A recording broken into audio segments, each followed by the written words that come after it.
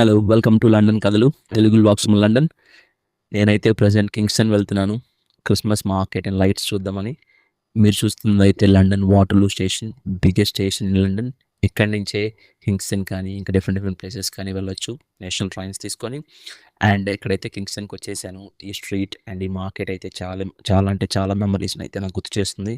ఎందుకంటే మాస్టర్స్ చేసే రోజుల్లో 2019 ఆ టైంలో ఈ స్ట్రీట్‌లో చాలా సార్లు అటు ఇటు తిరుగుతూ ఉండేవాళ్ళం మేము. సరదాగా టైమ్ పాస్ చేయడానికి. అండ్ ఇక్కడికొచ్చి మళ్ళీ అది ఎక్స్‌పీరియన్స్ చేయడం చాలా అంటే చాలా అనిపించింది.